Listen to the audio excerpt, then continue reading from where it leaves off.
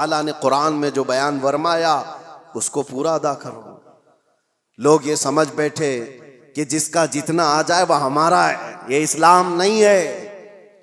40 سال تک بھی اگر تمہارے پاس کوئی اس کا مانگنے والا نہ آیا تب بھی وہ مال تمہارا نہیں ہے۔ حدیث پاک ہے، میں آپ کو صرف اور صرف اس کی ایک جھلک بتا دوں۔ حضور پاک صلی اللہ تعالیٰ علیہ وسلم نے فرمایا کہ بنی اسرائیل میں 3 لوگ ایسے تھے جو ایک پہاڑ کی چٹان کھسک آنے کی وجہ سے غار میں پھنس گئے۔ وہ تو پناہ لینے کے لیے رکے تھے اور ایک چٹان آ کر غار کے منہ پر گر گئی، پھنس گئے، وہی قبر بن گئی۔ رونے لگے، گڑ گڑانے لگے، کوئی ان کے پاس آسرا نہیں تھا کہ نکل جائیں۔ تینوں نے یہ طے کیا کہ ہم دعا کرتے ہیں اللہ کی بارگاہ میں، ہو سکتا ہے اللہ تبارک و تعالیٰ دعاؤں کے ذریعے سے اس پہاڑ کی چٹان کو ہٹا دے۔ تو تینوں نے کہا اپنی اپنی نیکیاں یاد کرو جو زندگیوں میں کی گئی تھی۔ یہ صحیح حدیث ہے، میں آپ کو بتا رہا ہوں کون سی چیزیں اللہ کی بارگاہ میں مقبول ہیں۔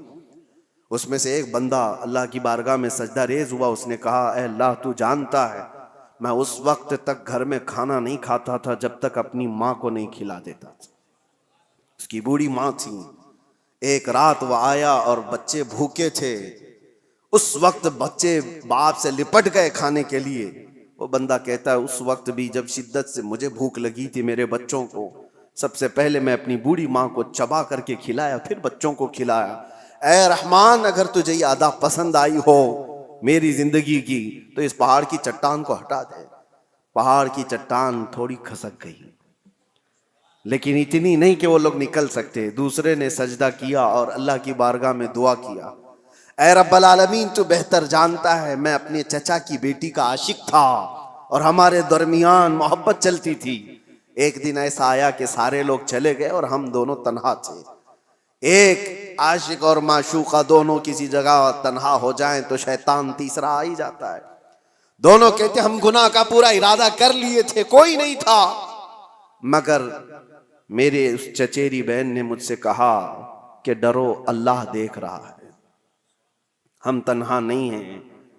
اور اس دن سے آج تک اے رب العالمین میں نے اپنے جسم کو گناہ کے دھبے لگنے سے بچا رکھا ہے۔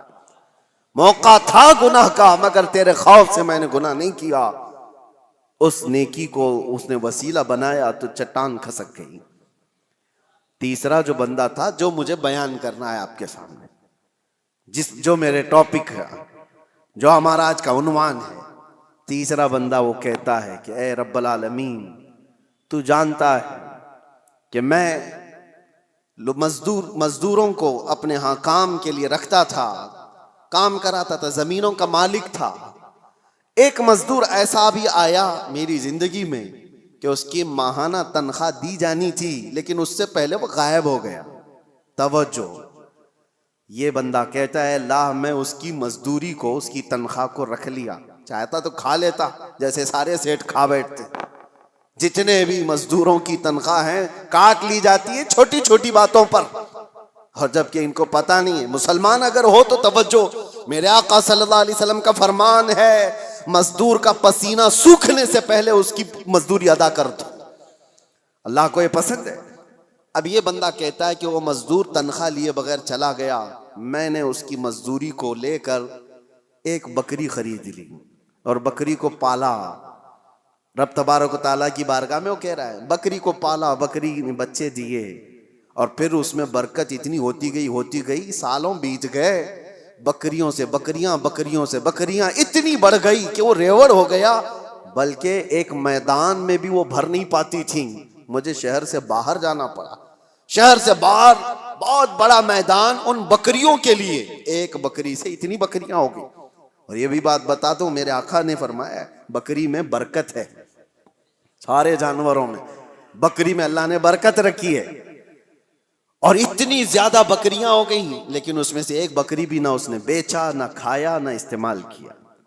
کئی سالوں کے بعد وہ مزدور واپس آ جاتا ہے اور آ کر کے اس نے اپنے آقا سے کہا کہ آپ کو پتہ ہے میں آپ کے یہاں مزدوری کیا کرتا تھا، کام کرتا تھا، اور ایک آخری وقت ایسا آیا تھا کہ میں اپنی مزدوری لیے بغیر چلا گیا تھا، اگر ہو سکے تو آج میری بڑی مجبوری ہے، میں بہت بے بس ہوں، میری وہ مزدوری اگر آپ کے پاس رکھی ہو تو مجھے دے دیجیے۔ یہ بندہ کہتا ہے میں اس مزدور کا ہاتھ پکڑا اور لے جا کر کہا یہ ساری بکریاں تیری مزدوری کی ہیں، یہ تیری تنخواہ ہے۔ اس نے کہا سیٹھ صاحب کیا مذاق کر رہے ہو میرے ساتھ، میری تنخواہ اتنی نہیں ہے کہ ایک بکری بھی آ سکے آج کے زمانے میں، اتنی ساری بکریاں۔ وہ کہتا ہے جس وقت تو اپنی تنخواہ چھوڑ گیا تھا میں اس وقت تیری رقم سے ایک بکری خریدا اور اللہ نے اس میں اتنی برکت عطا کی۔ وہ بندہ دیکھتا ہے کہ آپ سچ کہہ رہے ہو؟ اس نے کہا ہاں سچ کہہ رہا ہوں، بکریاں ہی نہیں اس میں سے ایک بال بھی میرا نہیں ہے، سب کچھ تیرا ہے، بکریاں بھی تیری، رسیاں بھی تیری۔ وہ بندہ خوشیوں کے ساتھ ہانکتے ہوئے وہ بکریاں لے کر کے جاتا ہے اور اللہ کی بارگاہ میں کہتا ہے ایسا بندہ میں نے نہیں دیکھا جو اپنے حقوق اور معاملات میں اتنا پکا ہو۔ رب تعالیٰ کی بارگاہ میں یہ بندہ کہتا ہے اللہ یہ میں نے خالص تیری رضا کے لیے کیا، تیرے خوف سے کیا۔ رب تعالیٰ نے اس کی یہ دعا سنی، حضور فرماتے ہیں فوراً وہ چٹان کھسک کر کے نکل چکی تھی، تینوں باہر آ گئے تھے۔ بڑی بڑی مصیبتوں میں آج بھی ہم گرفتار ہیں، ہمارے پاس ایسی کوئی چیز ہے تو رکھو اور دعا کرو۔ ہم نے کسی انسان کے ساتھ اگر اس کی مصیبتوں میں ایسا سلوک کیا ہے تو وہ بھی اللہ کی بارگاہ میں آج رکھو، دیکھیں مصیبتیں کیوں نہیں دور ہوتی۔ ہم نے تو ایسی چیزیں کہاں رکھی ہیں۔ اسی لیے معاملات میں اسلام بہت زیادہ تاکید کیا ہوا ہے۔ میرے عزیزو کچھ لوگوں کو باتیں کڑوی لگتی ہیں لیکن یہی صحیح ہے عزیزو، یہی صحیح ہے۔ آج اگر تم ان حقوق کی پامالی کرو گے تو قبر بھی ہے اور آخرت بھی ہے۔ میں ان کی بات نہیں کرتا جن کا آخرت کا تصور ہی نہیں، آپ کو آخرت میں اللہ کی بارگاہ میں کھڑا ہونا ہے، حساب دینا ہے، اس لیے اپنے معاملات کو صحیح رکھو۔ ایک لقمہ بھی بلکہ ایک جنازہ میرے آقا کی بارگاہ میں ایسا آیا تھا، صحابہ کھڑے ہیں صفے لگائے ہوئے ہیں، حضور نے پوچھا اس مرے ہوئے آدمی پر کسی کا کوئی قرضہ باقی ہے؟ جماعت میں سے ایک نے کہا یا رسول اللہ 2 درہم کا قرضہ باقی ہے۔ حضور پیچھے آ جاتے ہیں اور کہتے ہیں صلو علی صاحبکم ولا اصلی علیہ، تم چاہو تو اپنے اس ساتھی کی جنازے کی نماز پڑھ لو، میں نہیں پڑھنے والا۔ اللہ کے نبی نے فرمایا میں اس کی جنازے کی نماز نہیں پڑھوں گا۔ 2 درہم کا قرضہ باقی تھا بس، ہم تو اس کو بس کہتے ہیں نا تھوڑا سا۔ اللہ کے نبی نے فرمایا میں اس کی نماز جنازہ نہیں پڑھوں گا۔ دوسرے ایک صحابی نے حضور کی بارگاہ میں عرض کیا آقا میں اس کی ضمانت لیتا ہوں۔ حضور نے پوچھا کب تک ادا کرو گے؟ انہوں نے کہا مجھے شام تک کا وقت دیا جائے، اس کی طرف سے جس کا قرضہ باقی ہے میں وعدہ کر دوں گا۔ جب انہوں نے یہ ضمانت لے لی تو اللہ کے نبی صلی اللہ علیہ وسلم نے نماز پڑھائی۔ یہ ہے اسلام۔ اور بڑے بڑے حقوق کی پامالی کرنے کے بعد اگر لوگ یہ سمجھتے ہیں کہ مسلمان ہونا اسی کا نام ہے، داڑھی ہو، ٹوپی ہو، جبہ کبا ہو، معاملات میں اگر گرا ہوا ہے تو اس کے اندر اسلام کی بو باس نہیں آئی ہے، وہ ایمان کا حصہ نہیں رکھتا ہے۔ اور اخیر میں یہ عرض کروں گا ساتھ ہی، یہ تو مسلمانوں کے معاملات تھے، آپ کو میں بتاؤں انسانیت کے لیے، حقوق کے لیے سب سے پہلے ابھی آج کی اس دنیا میں جو ایک لائے عمل تیار کیا گیا اور ایک دستور آیا آسٹریا کے ویانا شہر میں 1993 میں پہلی یہ کانفرنس کے اندر اقوام متحدہ جس کو UN کہا جاتا ہے، جو یونائٹڈ نیشن، تقریباً 170 کنٹریز مل کر کے یہ حقوق بنائی کہ انسانوں پر کیا کیا حقوق ہو سکتے ہیں، کوئی ایک دوسرے کے حق تلفی نہ کرے، جنگوں کے حقوق، یہ ساری چیزیں کب بنی ہیں؟ یہ آپ فیڈریشن ہے، اس کا نام ہے ویانا فیڈریشن، اس نام سے یہ پوری دنیا میں عام کیا گیا۔ 1993 کی بات کر رہا ہوں، آج سے تقریباً صرف اور صرف 32 سال پہلے، سمجھ رہے ہیں آپ، 32 سے 33 سال پہلے پوری دنیا میں انسانوں کے حقوق کے لیے ایک لائحہ عمل بنایا گیا، ایک دستور بنایا گیا۔ مجھے حیرت ہوتی ہے پڑھ کر، اس نئی دنیا میں صرف 32-33 سال پہلے تم انسانوں کے حقوق لائے ہو۔ ذرا تاریخ پڑھے ہوتے آج سے 1400 سال پہلے اس سے زیادہ حقوق محمد الرسول اللہ نے بیان فرمایا۔ میرے آقا صلی اللہ علیہ وسلم صرف بیان نہیں کیا، حدیثوں میں اس کو محفوظ کرایا ہے، اور پورے دستاویزات آج محفوظ ہیں ہمارے پاس، پورے محفوظ ہیں۔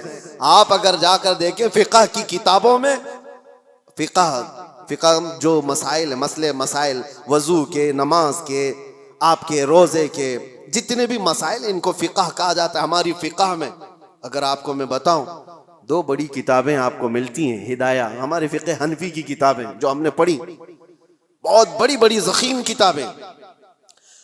ایک کتاب کے اندر وضو سے لے کر کے نماز، روزہ، حج، زکوٰۃ سارے مسائل آ گئے. اور دوسری ایک پوری جلد ہے جس میں صرف اور صرف خرید و فروخت کے مسئلے ہیں، صرف اور صرف معاملات.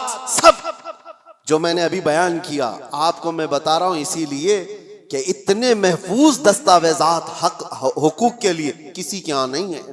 آج قوانین بنے ہیں کہ ایک مال دوسرے سے خریدو تو اس کے کیا کیا حقوق ہیں، جبکہ 1400 سال پہلے میرے آقا صلی اللہ علیہ وسلم نے حقوق کیسے بیان کیے کہ اگر تم نے کسی جگہ پر جا کر کے مال خریدا تو اس کے کتنے حق ہیں، کہ تمہیں کتنے میں لینا ہے، کہ اس کو کتنے میں دینا ہے. یہ بھی ربح فاسد نہیں ہوگا، غلہ جمع کر کے نہیں رکھے گا کہ جب لوگوں کے پاس مال کی قلت آئے تو نکالے گا. یہ سارے حقوق کے سلسلے میں اسلام پہلے سے بیان کیا ہوا ہے.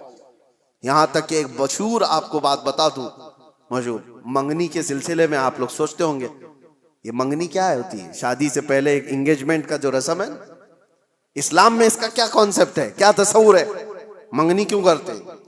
اسلام میں ایک مسئلہ ہے، توجہ.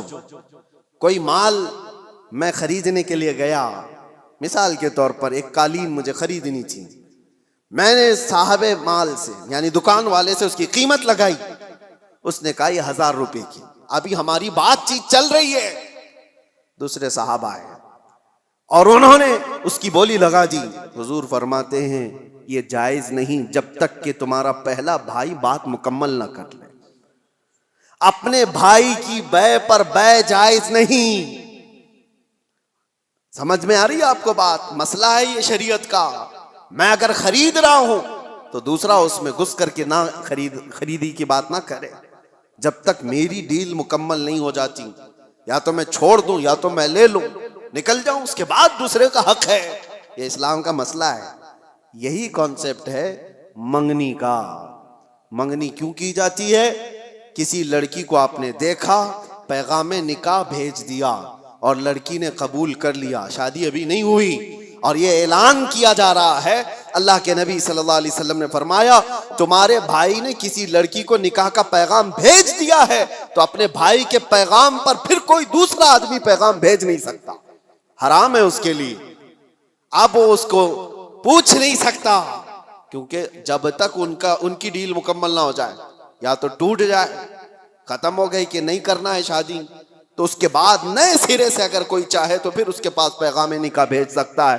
ورنہ جب تک کوئی مسلمان کسی عورت کے نکاح کے پیغام بھیجا ہوا ہے اس وقت تک دوسرا کوئی اس کو پیغام نکاح نہیں بھیج سکتا. یہ ہے حقوق اسلام میں، اتنا زیادہ محفوظ رکھا گیا ہے. حیرت کی بات یہ ہے کہ مسلمان آج کم علم ہو گئے، جاہل ہو گئے، پڑھتے نہیں ہیں. ورنہ تمہارے دین میں اللہ تعالیٰ نے کوئی کمی نہیں رکھی، کوئی ایک ادنا سا شائبہ بھی نہیں ہے.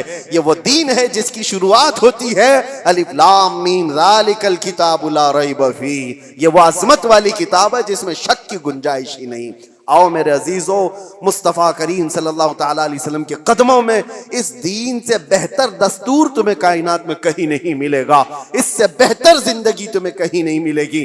جانوروں والی زندگی یہاں نہیں ہے جو انسان کو آج فیشن کے نام پر اٹھا کر کے بازار کی زینت بنایا گیا ہے، بلکہ یہاں میں سچ بتاؤں لوگوں نے میٹل تو بنا کر ترقی کی ہوگی، ایروپلین تک بنایا ہوگا، کمپیوٹر بنایا ہوگا، موبائل بنایا ہوگا، لیکن مدینے کے تاجدار نے انسان بنائے ہیں، انسان بنائے ہیں. اور انسان بنانا کائنات کا یہ سب سے بڑا چیلنج ہے.